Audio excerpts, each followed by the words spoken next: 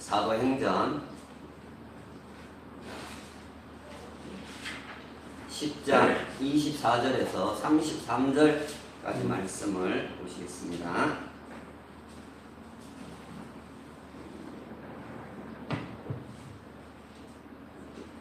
조금 본문이 길지만 우리 찾으셔서 한 음성으로 읽도록 하겠습니다. 함께 읽습니다. 시작. 이튿날 가이사랴에 들어가니 고넬료가 그의 친척과 가까운 친구들을 모아 기다리더니 마침 베드로가 들어올 때에 고넬료가 맞아 발 앞에 엎드려 절하니 베드로가 일으켜 이르되 일어서라 나도 사람이라 하고 더불어 말하며 들어가 여러 사람이 모인 것을 보고 이르되 유대인으로서 이방인과 교제하며 가까이 하는 것이 리보인 줄은 너희도 알거니와 하나님께서 내게 지시하사 아무도 속되다 하거나 깨끗하지 않다 하지 말라 하시기로 기름을 사용하지 아니하고 왔노라. 묻노니 무슨 일로 나를 불렀느냐. 고넬료가 이르되 내가 나흘 전 이맘때까지 내 집에서 제9시 기도를 하는데 갑자기 한 사람이 빛난 옷을 입고 내 앞에 서서 말하되 고넬료야 하나님이 내 기도를 들으시고 내 구제를 기억하셨으니 사람을 요파에 보내어 베드로를 하는 시몬을 청하라. 그가 바닷가 무두장이 시몬의 집에 유숙하느니라 하시기로 내가 곧 당신에게 사람을 보내었는데 보셨으니 잘하였나이다. 이제 우리는 주께서 당신에게 명하신 모든 것을 듣고자 하여 다 하나님 앞에 있나이다. 아멘. 오늘 또 예배의 자리에 나오신 한 분 한 분을 주님의 이름으로 사랑하고 또 축복하고 환영합니다. 오늘 설교 제목은 말씀 전하려는 자와 들으려는 자의 태도, 이렇게 제목을 정했습니다.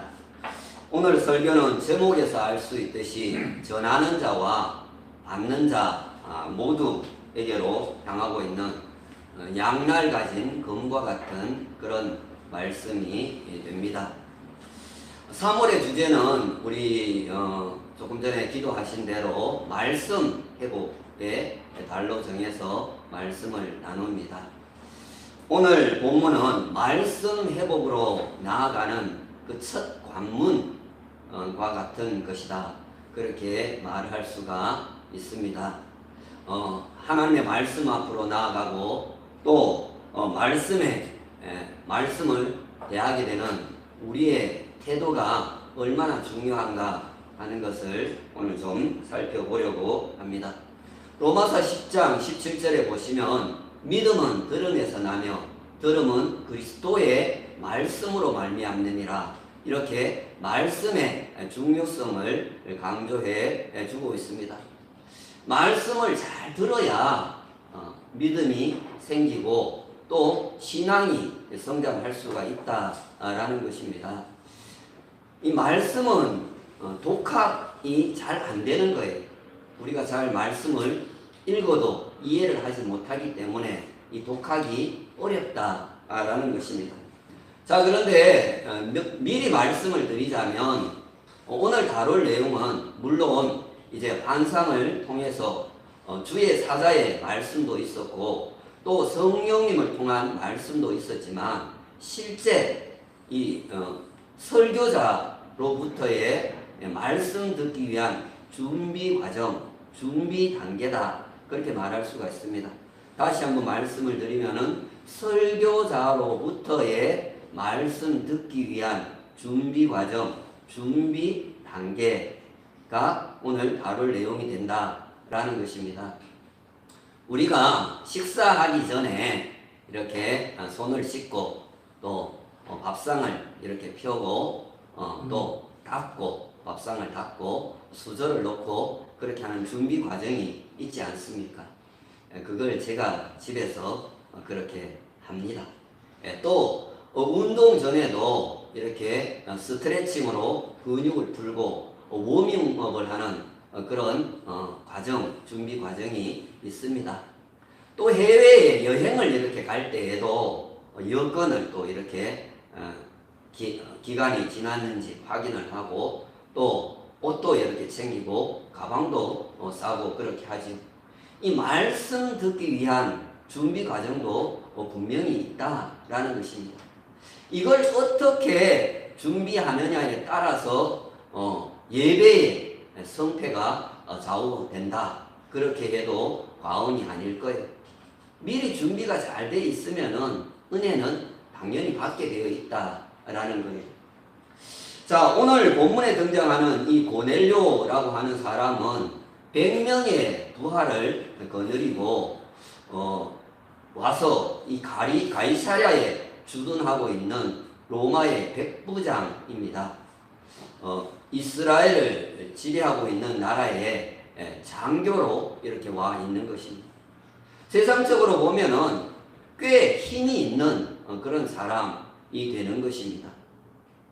자, 그런데 이런 그가 경건하여 온 지방과 더불어 하나님을 경외하며 백성을 많이 구제하고 하나님께 항상 기도 생활을 배우고 있었음을 우리는 보게 됩니다. 그는 하나님을 향한 신앙과 또 사람을 대하는 그 사랑에 동시에 가진 하나님의 말씀을 제대로 이해하고 하는 사람이었다라는 것입니다. 경건 생활을 하고 기도 생활을 하고 이것은 하나님을 향한 신앙인 거고 구제를 하고 이런 것은 세상을 향한 사랑인 거예요. 근데 성경에서는 하나님의 사랑, 이웃 사랑이 성경 전체의 가장 핵심, 이 알맹이가 되는 것이다. 그렇게 말씀을 하고 있지 않습니까? 그러니까 그는 하나님의 말씀을 제대로 이해하고 사는 그런 사람이었다라는 거예요. 자, 그런데 오늘 본문은 유대교의 하나님을 믿어오던 이 고넬료가 베드로를 만나서 예수 그리스도를 영접하게 되는 그 내용을 다루고 있다라는 거예요. 유대교의 하나님을 믿는 것과 예수님을까지 믿는 것은 분명히 다른 거예요. 그래서 그의 경건 생활이 하나님을 믿는 것이었지만 예수님을 믿는 것은 아니었다라는. 그래서 베드로를 통해서 예수님을 이제 영접하는 그 내용이 오늘 본문의 내용이 됩니다. 사실 예수님을 제대로 알고 믿어야 성경 전체를 제대로 이해하고 믿는 것이 되는 거예요. 하루는 고넬료가 제9시 우리 시간으로 말을 하면 오후 3시에 이렇게 기도를 하는데 이 환상을 밝히 보게 됩니다. 그때 주의 사자가 들어와서 고넬료야 이렇게 이름을 부르는 것입니다. 고넬료는 주목하여서 보면서 두려움 가운데서 주여 무슨 일입니까? 이렇게 물어보았습니다. 그때 주의 사자가 내 기도와 구제가 하나님 앞에 상달되어 기억하신 바 되었으니 내가 지금 사람들을 요바에 보내어 베드로라 하는 시몬을 청하라 이렇게 말씀을 합니다. 사도행전 10장 4절과 5절에 그렇게 지시를 하는 것을 보게 됩니다. 이때 고넬료는 주의 사자가 전해준 말씀을 두려움과 경외심을 가지고 경청을 했습니다. 귀를 기울이고 들었다는 거예요. 그리고 베드로를 초청하라고 하는 그 지시에 대해서도 즉각 순종을 하는 것을 보게 됩니다. 집안 하인 2명과 또 부하 가운데서 경건하게 자기처럼 경건하게 신앙생활을 하는 한 사람에게 그 모든 이 상황을 설명을 한 뒤에 베드로가 있는 요바로 이렇게 보냅니다. 그러니까 말씀도 경청을 하고 또 그 지시에 대해서도 즉각적으로 순종을 하는 것을 보게 됩니다. 이토록 고넬료는 스펀지 같은 마음과 믿음을 가진 사람이었다라는, 무슨 이야기든지 하면은 그냥 쪽쪽 빨아들이는 거예요. 주의 사자가 말씀한 것을 하나도 빠뜨림 없이 이렇게 다 듣고 그 다음에는 행동으로 즉시 옮깁니다. 무한 신뢰, 무한 수용의 사람인 것을 볼 수가 있습니다. 자, 이튿날 고넬료가 보낸 사람들이 도착할 즈음에 이번에는 베드로가 제6시, 우리 시간으로 말하면 정오 낮 12시에 기도하러 지붕 위에 올라갔습니다. 곧 점심때라 시장기가 이렇게 돌고 있는데 환상 가운데 보자기 하나가 하늘로부터 무엇인가 쌓여진 가운데 내려온 것입니다. 베드로가 머물고 있는 그 집에서 점심 식사를 준비하고 있는 중이었는데 하나님께서 보자기에 점심을 싸서 택배로 이렇게 보내온 것입니다.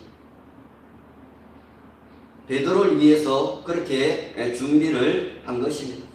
그런데 그 속에는 먹어서는 안 되는 부정한 것들, 이 베드로가 싫어하는 음식들이 담겨 있었다라는 거예요. 그런데도 하나님께서는 베드로에게 그것을 잡아먹으라 이렇게 말씀을 하십니다. 베드로가 부정한 것은 저는 먹지 않습니다 이렇게 얘기를 합니다. 베드로는 입맛이 상당히 까다로운 그런 사람이었습니다. 그러자 하나님께서는 내가 깨끗게 한 것을 네가 왜 부정하다 하느냐 그렇게 말씀을 하십니다. 자, 여기 보시면은 꼭 그 밥을 먹이려고 하는 이 아빠와 또 먹기 싫어서 밥 투정을 하는 자식과 이렇게 싸우는 것 같은 그런 모습이 나타납니다. 하나님 아버지는 먹으라 그러고 베드로는 싫어요 그러고 이렇게 옥신각신하는 그런 장면이 나옵니다. 그런데 실은 지금 베드로가 본 환상 중에 본 그 부정한 것은 바로 고넬료와 그의 가족과 친척들과 친구들을 가리키는 것이었습니다.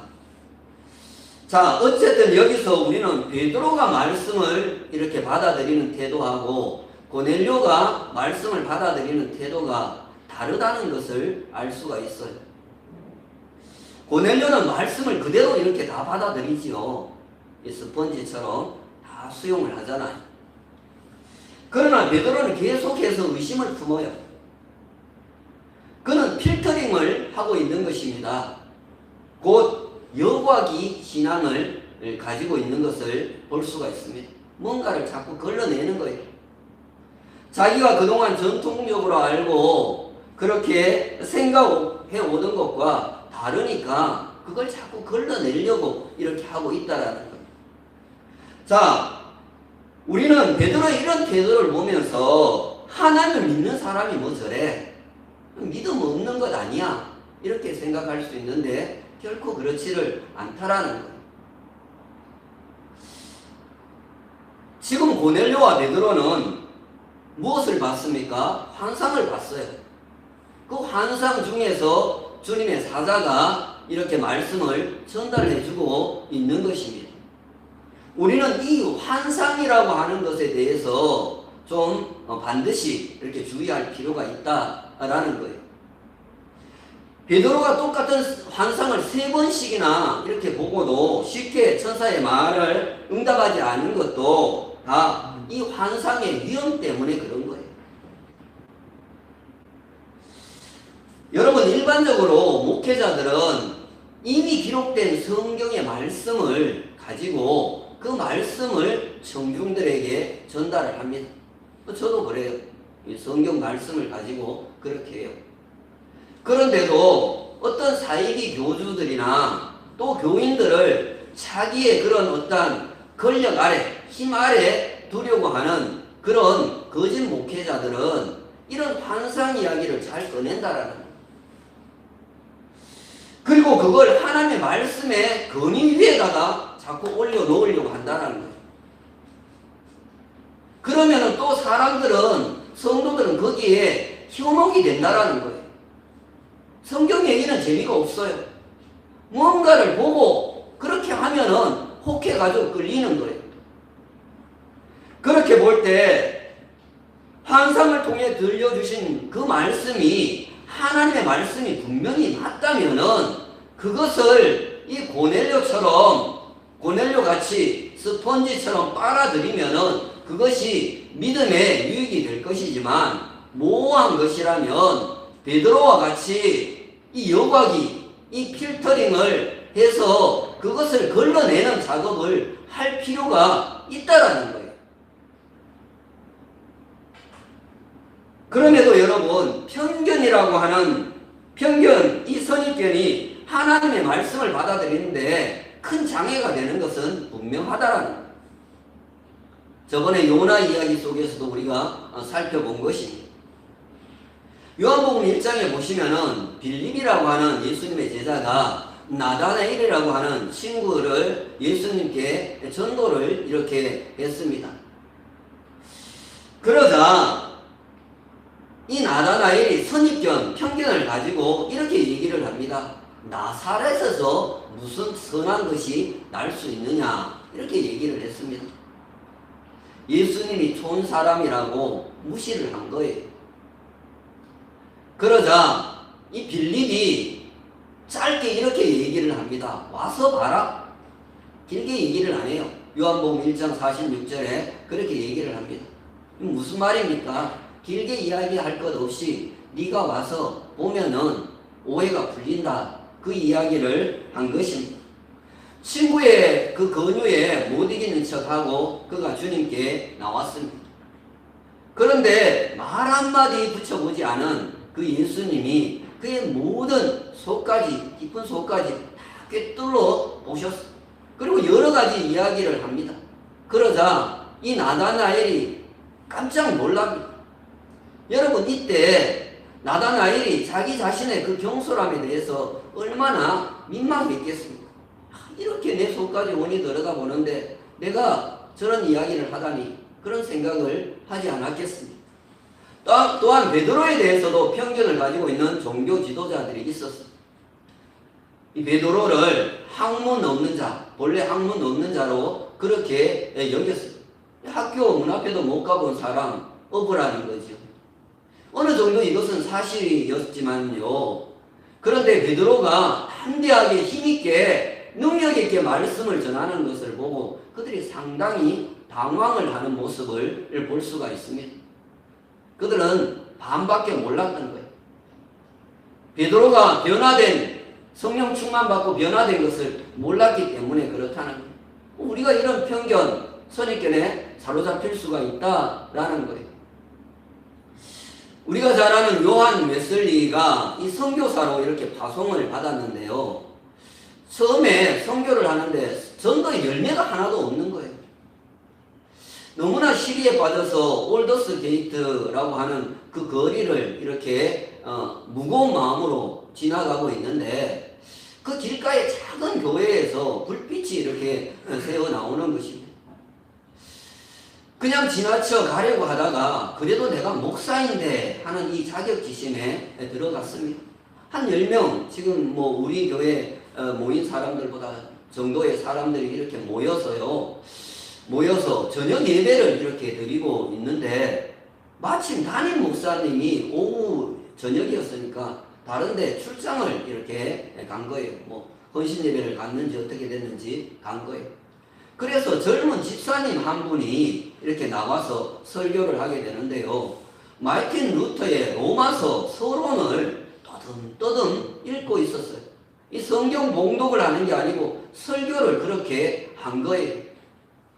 옥스퍼드 대학 출신의 그 지성인 이 요한 웨슬리가 그 장면을 봤을 때 얼마나 어이가 없고 황당했겠습니까? 저게 무슨 설교야? 그런 생각이 들지 않았겠습니까? 그러나 나가려고 하는 그 마음을 다잡고 앉아서 말씀을 이렇게 듣는 가운데 놀라운 일이 그의 마음에 일어났습니다.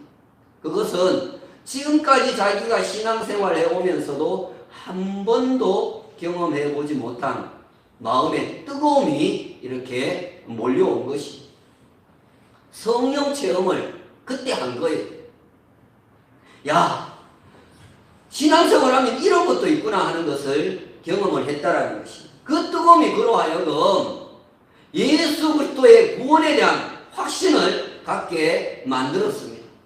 그리고 그는 자기를 따르는 사람들을 모아서 이 감리교를 창시를 하게 된 것입니다. 그렇게 해서 그는 역사에 길이 남을 위대한 인물이 되었다라는 것입니다.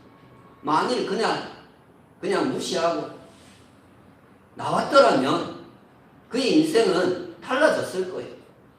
이렇게 편견과 선입견이 좋지 않다라는 거예요. 제가 그 경북 영주에 있을 때 교회 교육 전도사님으로 이렇게 오신 분이 신학교를 갓 입학한 20살의 청년이었어요.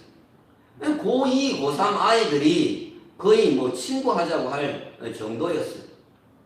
그런데도요, 그 교회 어르신들이 이 초짜 전도사님에 대해서 아무도 무시하는 사람이 없고요.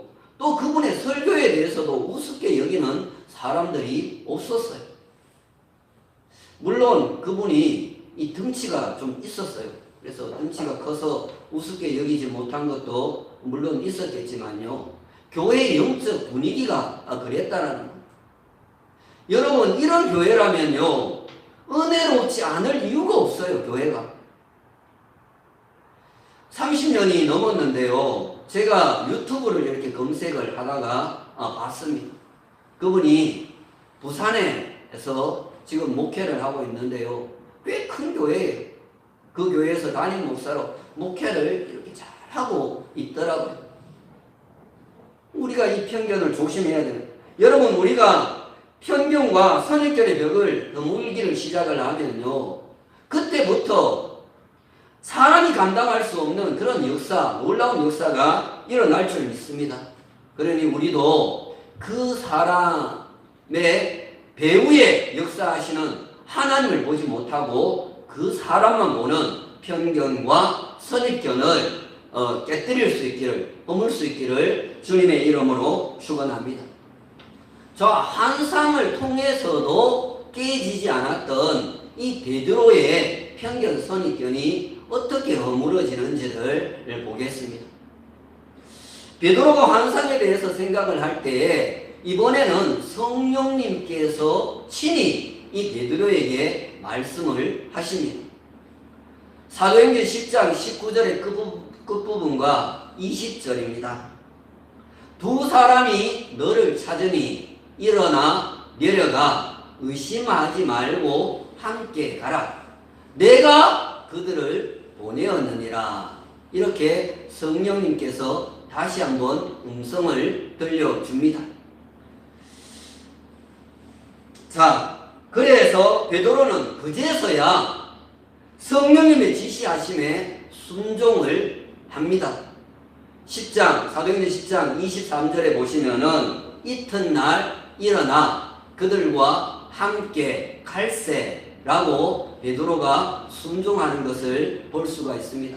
지난 2월 14일 날 사는 자 요나 이야기를 제목으로 설교를 하면서 요나도 또 오늘 본문에 나타나는 이 베드로도 욥바라고 하는 곳에 내려가 있었는데, 요나는 많은 사람들에게 피해를 주고 자신도 고난을 당한 뒤에 그렇게 갔고, 오늘 본문에 나오는 이 베드로는 좀 더 일찍 순종하고 가는 것을 볼 수가 있습니다. 그러니까 순종하지 않으면 길이 계속해서 막힐 수가 있는 것입니다. 자, 오늘 말씀 받기 전에, 또 말씀 전하기 전에 고넬료와 베드로를 통해서 우리가 발견하게 되는 좋은 점 한 가지를 보게 됩니다. 그것이 뭐냐 하면 기도라는 거예요. 고넬료도 제9시 기도 시간에 기도를 하다가 환상을 받고, 베드로도 제6시 기도 시간에 기도하다가 환상을 본 것입니다. 여러분, 말씀 듣기 전에 기도로 준비하는 사람과 준비하지 않는 사람 둘 중에 어떤 사람에게 더 큰 은혜가 내릴지는 안 봐도 자명한 것입니다. 그것은 말씀을 전하는 사람도 마찬가지입니다. 설교 원고만 믿고 하다가는 큰 코 다칠 수가 있다라는 것입니다. 자, 이제 말씀 전하려는 자와 들으려는 자의 태도에 대해서 좀 더 구체적으로 오늘 본문을 통해서 살펴보려고 합니다.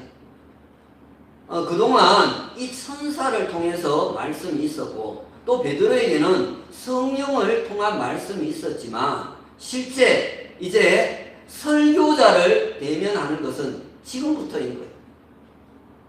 베드로를 이제 고넬료가 대면하기 직전에 있는 거예요. 그래서 말씀 전하기 전에 어떤 태도로 또 말씀을 받으려고 하는 가운데 어떤 태도를 취하는가 하는 거예요. 자, 베드로가 도착했을 때 고넬료가 어떤 태도를 어떻게 행동을 하는지가 10장 24절에 나옵니다.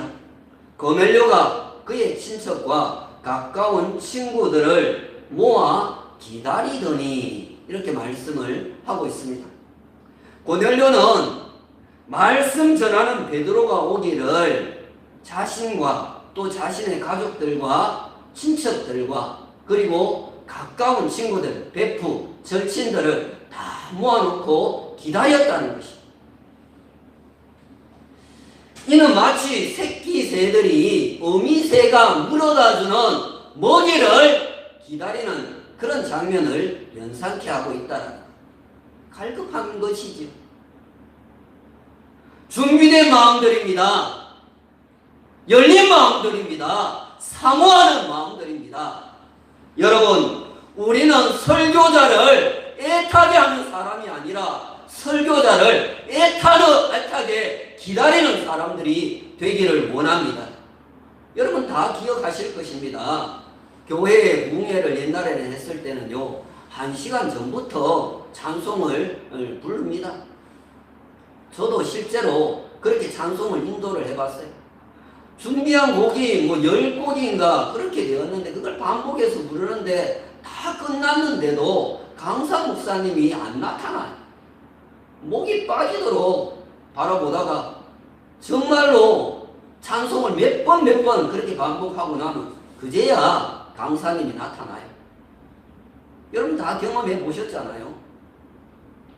여러분, 그런데 그런 곳에 하나님의 말씀이 강력하게 임해서 모두가 은혜를 받곤 했지 않습니까? 여러분, 말씀에 대한 갈급함이 있기를 주님의 이름으로 축원합니다. 자, 다음으로 베드로가 집에 들어올 때 고넬료가 어떻게 하는지가 25절에 나옵니다. 고넬료가 맞아 발 앞에 엎드려 절하니 라고 말하고 있습니다.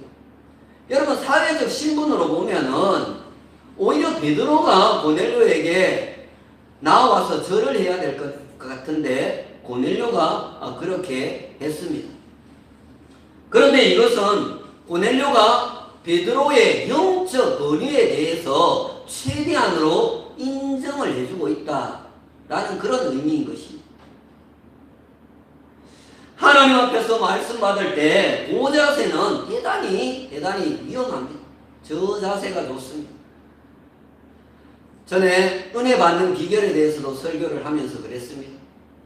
하나님 앞에 가까이 가고 낮추고 복종하고 그렇게 해서 우리 이명하 권사님이 아멘 하면서 그렇게 댓글도 달고 그랬는데요.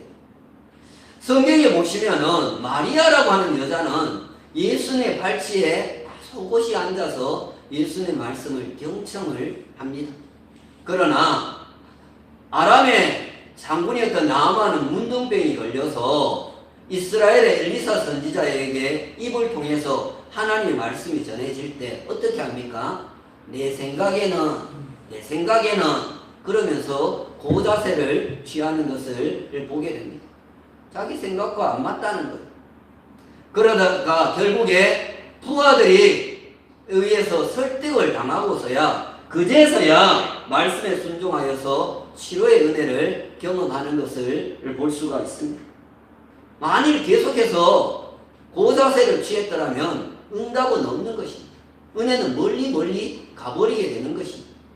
여러분, 주님의 말씀은 비고 빈 마음에 임하십니다. 말씀 앞에, 주님 앞에 자세를 낮추리고 엎드리는 우리 모두가 되기를 주님의 이름으로 축원합니다. 자, 사도행전 10장 33절의 말씀이 가장 오늘 말씀 중에서 중요한 부분이 되겠습니다. 33절 한가운데 보시면은 이제 우리는 이라는 말씀이 나옵니다. 이제 우리는 말씀들을 준비가 다 되어 있다. 그런 말입니다. 이제 나오셔서 말씀만 하시면 됩니다. 이거예요. 유치부 선생님이 아이들 이렇게 모아놓고 찬송 율동 이렇게 시작할 때 뭐라 합니까? 준비됐나요? 그러면 아이들이 뭐라 합니까? 준비됐어요. 이렇게 하지. 지금 그런 상황인 것이. 자, 다음에 나오는 주께서 당신에게 명하신 모든 것을 듣고자 하여 라고 하는 이 말씀은 말씀을 전하는 목회자들이 정말로 귀담아 들어야 될 그런 말씀입니다. 목회자는 주께서 내게 명하신 말씀들을 전하는 사람입니다.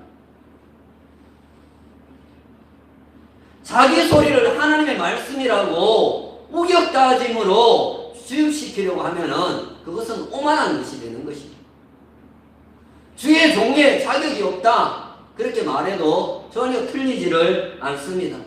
또 성도님들도 오늘 고넬료와 같은 고백으로 열린 귀, 열린 마음으로 주의 말씀을 듣기를 주님의 이름으로 축원합니다.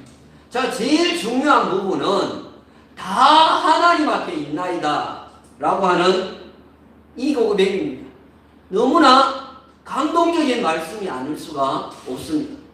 분명히 지금 베드로가 설교자로 왔습니다. 이제 곧 베드로가 입을 통해서 말씀을 전할 것입니다. 그런데도 다 하나님 앞에 있나이다 이렇게 말하고 있습니다. 이는 하나님께서 친히 말씀하시는 것처럼 듣겠다라고 하는 고백이 되는 것입니다. 여러분, 이런 태도로 말씀을 듣는데 은혜가 안 될 턱이 있습니까? 우리의 예배가 다 하나님 앞에 있는 그런 예배이기를 주님의 이름으로 축원합니다. 자, 그리고 오늘 우리는 베드로의 태도 속에서도 말씀 전하는 자들이 어떤 태도를 취해야 되는지를 배우게 됩니다. 10장 26절을 보시면은 베드로가 일으켜 이르되, 베드로가 고넬료가 엎드려 절을 하니까 일으켜 이르되 일어서라.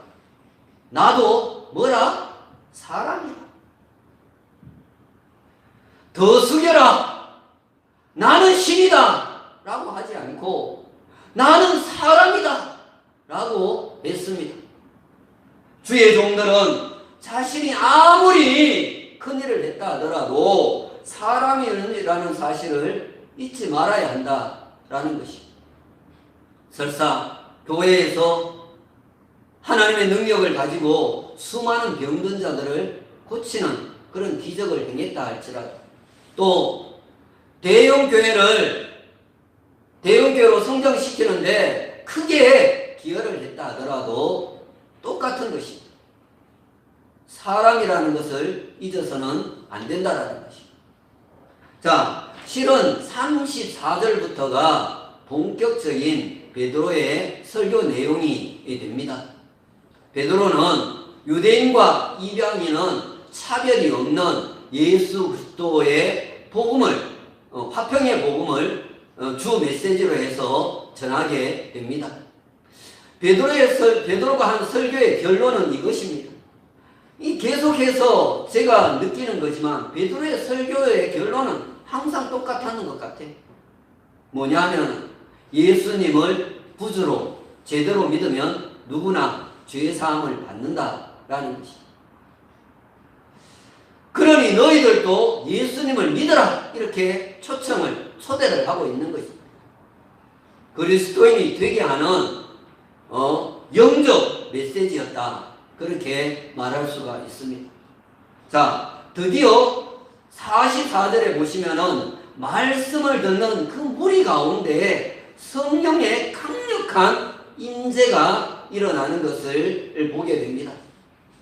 여러분, 우리에게도 말씀 듣는 가운데 성령님의 강력한 임재가 있기를 주님의 이름으로 축원합니다.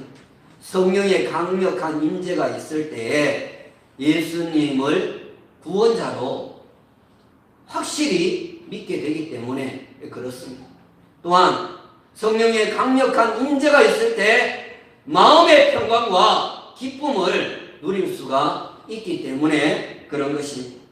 자, 오늘 제 설교의 결론은 이것입니다. 금빛가족 여러분, 우리가 다 하나님의 말씀을 듣고자 하여 하나님 앞에 있나이다. 이 고백으로 말씀을 사모함으로 성령의 강력한 임재를 통해 확신과 평강과 기쁨이 넘쳐나는 우리 모두가 되기를 예수님의 이름으로 축원합니다. 우리 끝으로 한 번만 따라하겠습니다. 말씀에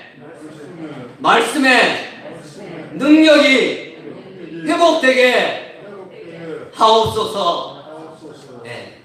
오늘은 말씀 받기 전 단계, 말씀 전하기 전 단계에 대해서 오늘 말씀을 나누었고, 이제 다음 주부터 본격적으로 말씀을 듣는 우리의 태도와 반응, 또 말씀 따라 행했을 때 어떤 복이 와지는지 그런 것들에 대해서 한 주 한 주 살펴보겠습니다.